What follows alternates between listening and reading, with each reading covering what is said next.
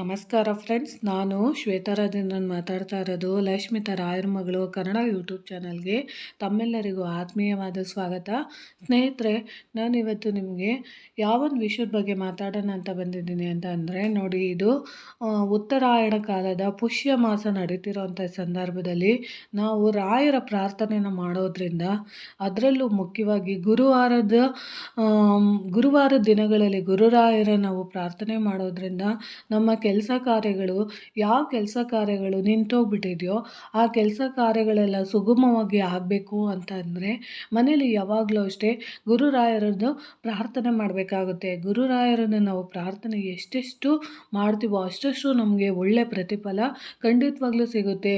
ಯಾಕೆ ಈ ವಿಷಯ ಹೇಳ್ತಾ ಇದ್ದೀನಿ ಅಂತಂದರೆ, ಸುಮಾರು ಜನ ಹೆಣ್ಮಕ್ಳು ಏನು ಮಾಡ್ತಾರೆ, ಒಳ್ಳೊಳ್ಳೆ ಕೆಲಸಕ್ಕೆ ಆಪರ್ಚುನಿಟಿಗೋಸ್ಕರ ಕಾಯ್ತಾ ಇರ್ತಾರೆ. ಬಟ್ ಇಂಟರ್ವ್ಯೂಗೂ ಹೋಗ್ತಾರೆ, ಹೋಗಿ ಇನ್ನೇನು ಸೆಲೆಕ್ಟ್ ಆಗಬೇಕು ಅನ್ನೋಷ್ಟರಲ್ಲಿ ಅಲ್ಲಿ ನಾಳೆ ಫೋನ್ ಮಾಡ್ತೀನಿ, ನಾಳೆ ಫೋನ್ ಮಾಡ್ತೀನಿ ಅಂತ ಹೇಳಿ ಸುಮ್ಮನೆ ವ್ಯರ್ಥ ಪ್ರಯತ್ನ ಮಾಡಿಸಿ ಸುಮ್ಮನೆ ಅವರನ್ನು ಗೋಳುಕೊಳ್ತಾ ಇರ್ತಾರೆ. ಆಮೇಲೆ ಅವ್ರಿಗೇನು ಮಾಡಿದ್ರು ತುಂಬ ಟ್ಯಾಲೆಂಟ್ ಇರುತ್ತೆ, ಎಲ್ಲ ಇರುತ್ತೆ.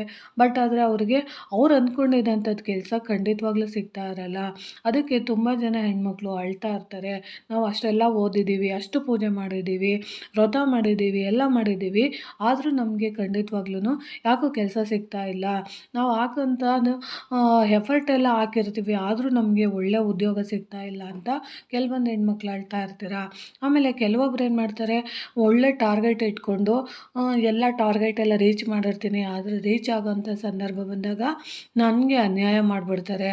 ಆ ಥರನೂ ಗೋಳನ್ನ ಹೇಳ್ಕೊತಾ ಇರ್ತೀರ. ಆಮೇಲೆ ಕೆಲವೊಂದು ಕೆಲಸ ಕಾರ್ಯಗಳಲ್ಲಿ, ಈಗ ಕೋರ್ಟ್ ಕಚೇರಿ ಕೆಲಸಗಳಿಗೆ ಹೋಗ್ತಾ ಇರ್ತೀರ. ಆ ಕೋರ್ಟ್ ಕಚೇರಿ ಕೆಲಸಗಳಲ್ಲಿ ನಮ್ಮಂತೆ ಆಗಬೇಕಾಗಿರೋ ಕೇಸು ಇನ್ಯಾರಿಗೋ ಆಗೋದಕ್ಕೆ ಅದು ಅನುಕೂಲ ಮಾಡಿಕೊಡ್ತಾ ಇದೆ. ನಾವಂತೂ ಕೋರ್ಟ್ಗಳಿಗೆ ಹೋಗಿ ಅಲ್ದು ನಮಗೆ ಸಾಕಾಗ್ಬಿಟ್ಟಿದೆ ಅಂತ ಕೆಲವೊಬ್ರು ಹೇಳ್ತಾ ಇರ್ತೀರ. ಈಗ ನಾವು ಎಲ್ಲೋ ಒಂದು ಒಳ್ಳೆ ಕಡೆ ಕೆಲಸಕ್ಕೆ ಒಂದು ಒಳ್ಳೆ ಸೈಡ್ ತೊಗೊಬೇಕು ಅಂತ ಹೋಗ್ತಾ ಇರ್ತೀನಿ, ಆದರೂ ನಮಗೆ ಅದು ಒಳ್ಳೆಯದನ್ನೋದು ಯಾವುದೇ ಕಾರಣಕ್ಕೂ ಮಾಡ್ತಾ ಇಲ್ಲ. ಆ ಸೈಟು ನಮಗೆ ರಿಜಿಸ್ಟ್ರೇಷನ್ ಆಗಬೇಕಾಗಿದ್ದು ಬೇರೆ ಯಾರಿಗೋ ಆಗ್ತಾ ಇದೆ. ಆಮೇಲೆ ನಾವು ಇವತ್ತು ನಮ್ಮ ಮಗುಂಗೆ ಒಳ್ಳೆ ಕಡೆ ಹೆಣ್ಣು ನೋಡಬೇಕು ಅಂತ ಹೋಗ್ತಾ ಇದ್ದೀವಿ, ಆದರೆ ಆ ಹೆಣ್ಣು ನೋಡೋ ಅಂಥ ಸಂದರ್ಭದಲ್ಲಿ ದಾರಿಲಿ ಏನೋ ಅಚಾತುರ್ಯ ಆಗಿ ಹೋಗೋ ಕಡೆ ಹೋಗೋಕ್ಕಾಗ್ತಾ ಇಲ್ಲ. ಏನು ಮಾಡೋಕ್ಕೆ ಹೋದ್ರೂ, ನಾವು ಯಾವುದೇ ಒಂದು ಕೆಲಸಕ್ಕೆ ಹೋಗೋಕ್ಕೆ ಹೋದ್ರೂ ಅದು ನಮಗೆ ಅಡೆತಡೆ ಆಗ್ತಾ ಇದೆ. ಮಕ್ಕಳಿಗೆ ವಿದ್ಯಾಭ್ಯಾಸ ಮಾಡಿಸಿ ಚೆನ್ನಾಗಿ ಓದಿಸ್ಬೇಕು ಅಂತಿರ್ತೀವಿ, ಆ ಮಕ್ಳಿಗೆ ನಾವು ಎಷ್ಟೇ ಹೇಳ್ಕೊಟ್ರು ಏನೇ ಮಾಡಿದ್ರೂ ಮಕ್ಕಳು ಚೆನ್ನಾಗಿ ವಿದ್ಯಾಭ್ಯಾಸ ಮಾಡ್ತಾ ಇಲ್ಲ. ಆಮೇಲೆ ಯಾವಾಗಲೂ ಮಕ್ಕಳು ಕಿರಿಕಿರಿ ಮಾಡ್ತಾ ಇರ್ತಾರೆ, ಏನು ಮಾಡಿದ್ರೂ ಓದ್ತಾ ಇಲ್ಲ ಅಂತ ಕೆಲವೊಬ್ರು ಹೇಳ್ತಾ ಇರ್ತಾರಲ್ವ. ಇದಕ್ಕೆಲ್ಲ ಒಂದೇ ಒಂದು ಕಾರಣ, ಗುರುದೋಷಗಳಿದ್ದರೆ ಆ ಥರ ಆಗ್ತಾ ಇರುತ್ತೆ. ಅದಕ್ಕೆ ನೀವು ಏನು ಮಾಡಬೇಕು ಅಂದರೆ, ಗುರುವಾರ ಹೊತ್ತು ನೀವು ಇದೊಂದು ತಂತ್ರನ ನೀವು ಮಾಡ್ಕೊಳ್ಳೋ ಅಂಥದ್ದನ್ನ ಪ್ರತಿದಿನ ಮಾಡಿ. ಯಾಕಂದರೆ ನೀವು ಈ ಕೆಲಸ ನೀವು ಮಾಡೋದ್ರಿಂದ ಖಂಡಿತವಾಗ್ಲೂ ನೀವೇನು ಯಾವ ಅಡೆತಡೆಗಳಿರುತ್ತೆ, ಯಾವ ಕೆಲಸ ಕಾರ್ಯಗಳಲ್ಲಿ ಅಡೆತಡೆ ಇರುತ್ತೋ ಅದು ನಿವಾರಣೆ ಆಗಿ ನಿಮಗೆ ಅನುಕೂಲ ಮಾಡಿಕೊಡೋಕ್ಕೆ ಇದು ಸಹಾಯ ಮಾಡುತ್ತೆ. ನೀವು ಏನೂ ಮಾಡಬೇಕಾಗಿಲ್ಲ. ಈಗ ಯಾವುದೋ ಒಂದು ಕೆಲಸಕ್ಕೆ ಅಂತ ಹೋಗ್ತಾ ಇರ್ತೀರ. ಈಗ ನೀವು ಇಂಟರ್ವ್ಯೂಗೆ ಹೋಗ್ತಾ ಇದ್ದೀರಾ ಅಂತಲೇ ಅಂದ್ಕೊಳ್ಳೋಣ. ಇವಾಗ ನೀವು ಇಂಟರ್ವ್ಯೂಗೆ ಹೋಗಬೇಕು ಅಂತ ಅಂದಾಗ ಮಾರ್ನಿಂಗ್ ನೀವು ಎಲ್ಲ ಕೆಲಸ ಮಾಡಿ ಮುಗಿಸಿ ರೆಡಿ ಆಗಿರ್ತೀರಲ್ವ. ರೆಡಿ ಆಗಿ ಹೊರಡೋ ಮುಂಚೆ ನೀವು ಏನು ಮಾಡಬೇಕು ಅಂತ ಅಂದರೆ, ನೋಡಿ, ಇಲ್ಲಿ ಶ್ರೀ ರಾಘವೇಂದ್ರರದು ಗಾಯತ್ರಿ ಮಂತ್ರನ ನಾನು ಇಲ್ಲಿ ನಿಮಗೆ ಬರೆದು ವಿಡಿಯೋದಲ್ಲಿ ಹಾಕ್ತಾ ಇದ್ದೀನಿ.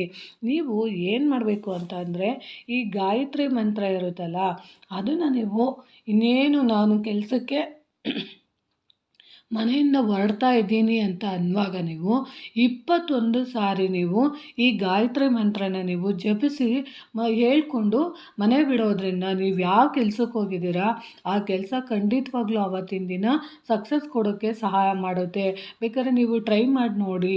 ಆದರೆ ಇದನ್ನು ನಂಬಿಕೆಯಿಂದ ಶ್ರದ್ಧೆಯಿಂದ ಮಾಡಿಕೊಂಡಿದ್ದೆ ಆದರೆ ಖಂಡಿತವಾಗ್ಲೂ ನೀವು ಯಾವುದೇ ಒಂದು ಕೆಲಸಕ್ಕೆ ಹೋಗೋದಕ್ಕಿಂತ ಮುಂಚೆ ಈ ಗಾಯತ್ರಿ ಮಂತ್ರನ ಅದರಲ್ಲೂ ಇವತ್ತಿಂದ ನೀವು ಪ್ರಾರಂಭ ಮಾಡಿ.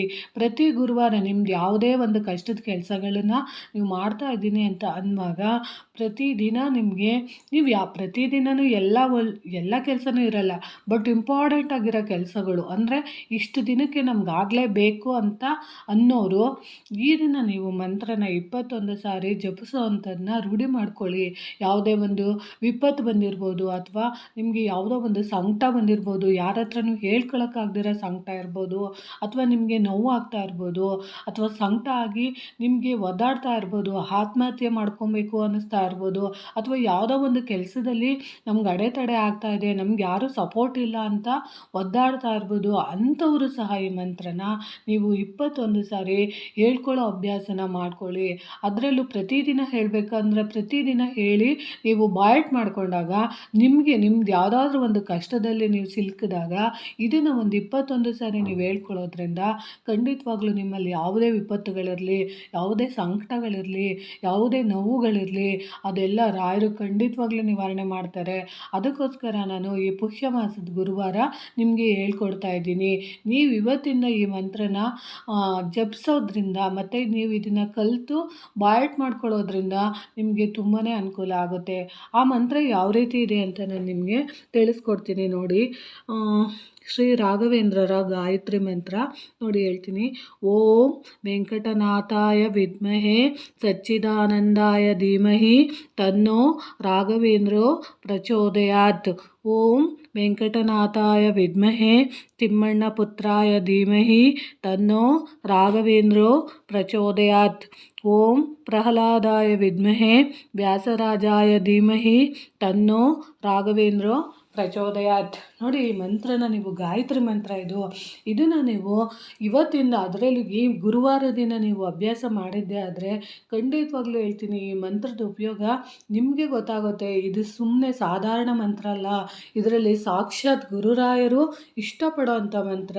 ಇದನ್ನು ಯಾರು ನಿರಂತರವಾಗಿ ಹೇಳ್ತಾ ಇರ್ತಾರೋ ಖಂಡಿತವಾಗ್ಲೂ ಅವ್ರಿಗೆ ಯಾವುದೇ ರೀತಿ ಸೋಲು ಅನ್ನೋದು ಖಂಡಿತವಾಗ್ಲೂ ಬರೋದಿಲ್ಲ. ಸಾಧ್ಯವಾದಷ್ಟು ಇವತ್ತಿಂದ ಅಭ್ಯಾಸ ಮಾಡ್ಕೊಳ್ಳಿ. ನಿಮ್ಗೆ ಎಂಥದ್ದೇ ಕಷ್ಟ ಇರ್ಬೋದು, ಯಾರ ಹತ್ರನೂ ಹೇಳೋಕ್ಕಾಗ್ದಿರೋ ಅಂಥ ಕಷ್ಟಗಳು, ಸಮಸ್ಯೆಗಳು ಸಿಲುಕಿದಾಗ, ಹಣದ ಸಮಸ್ಯೆ ಇರ್ಬೋದು, ಆರೋಗ್ಯ ಸಮಸ್ಯೆ ಇರ್ಬೋದು, ಕೆಲಸದ ಸಮಸ್ಯೆ ಇರ್ಬೋದು, ಸಂಸಾರ ಸಮಸ್ಯೆ ಇರ್ಬೋದು, ನಿಮ್ಮಲ್ಲಿ ಯಾವುದೋ ಒಂದು ಸಮಸ್ಯೆ ಕಾಡ್ತಾ ಇದೆ, ಯಾವುದೋ ಒಂದು ನೋವು ನಮ್ಮ ಹತ್ರ ಕಾಡ್ತಾ ಇದೆ, ಅದು ನಮ್ಮನ್ನು ಬಿಟ್ಟು ಹೋಗ್ತಾ ಇಲ್ಲ ಅನ್ನೋ ಸಂದರ್ಭದಲ್ಲಿ ನಿಮಗೆ ಒಂದು 21 ಸಾರಿ ನೀವು ಇದನ್ನು ಹೇಳ್ಕೊಳ್ಳೋದ್ರಿಂದ ಖಂಡಿತವಾಗ್ಲೂ ನಿಮ್ಮ ಮನೇಲಿ ಯಾವುದೇ ರೀತಿ ನಿಮ್ಮ ಮನಸ್ಸಲ್ಲಿರೋ ಗೊಂದಲಗಳಿರ್ಬೋದು, ನೋವಿರ್ಬೋದು, ಆತಂಕ ಇರ್ಬೋದು, ಆರೋಗ್ಯ ಸಮಸ್ಯೆಗಳಿರ್ಬೋದು, ಅದು ಕ್ರಮೇಣ ಆ ಕ್ಷಣದಲ್ಲಿ ಅಂದರೆ ಒಂದು 21 ಸಾರಿ ಹೇಳ್ಕೊಂಡಾದಮೇಲೆ ಅದರಲ್ಲಿ ಆ ವಿಪತ್ತಿಂದ ನೀವು ಪಾರಾಗಿರ್ತೀರ. ಇದು ಖಂಡಿತವಾಗ್ಲೂ ಸತ್ಯ. ಯಾಕಂದರೆ ನಾನು ಇದನ್ನು ಸತತವಾಗಿ ಅಭ್ಯಾಸ ಮಾಡಿ ನನಗೆ ಇದರಿಂದ ಆಗಿರೋ ಅನುಭವನ ನಾನು ನಿಮ್ಮ ಹತ್ರ ಹೇಳ್ಕೊತಿದ್ದೀನಿ. ಯಾಕಂದರೆ ನೋಡಿ, ನಾನು ರಾಯರನ್ನು ಎಷ್ಟು ಪ್ರೀತಿಸ್ತೀನಿ ಅಂತ ಅನ್ನೋದು ನಿಮಗೂ ಗೊತ್ತು. ಅದಕ್ಕೋಸ್ಕರ ನಾನು ಹೇಳ್ತೀನಿ, ರಾಯರನ್ನು ನಂಬಿದವ್ರಿಗೆ ಯಾವತ್ತೂ ರಾಯರು ಮೋಸ ಮಾಡೋದಿಲ್ಲ. ರಾಯರು ನಿಮ್ಮಿಂದ ಕೇಳೋದು ಏನು ಗೊತ್ತಾ? ನಿಷ್ಕಲ್ಮಶವಾದ ಪರಿಶುದ್ಧವಾದ ಪ್ರೀತಿನ ಮಾತ್ರ ಅವರು ಕೇಳ್ತಾರೆ. ನೀವು ಹೀಗೆ ಪೂಜೆ ಮಾಡಿ, ಹಾಗೆ ಪೂಜೆ ಮಾಡಿ ಅಂತ ಖಂಡಿತವಾಗ್ಲೂ ಹೇಳಲ್ಲ.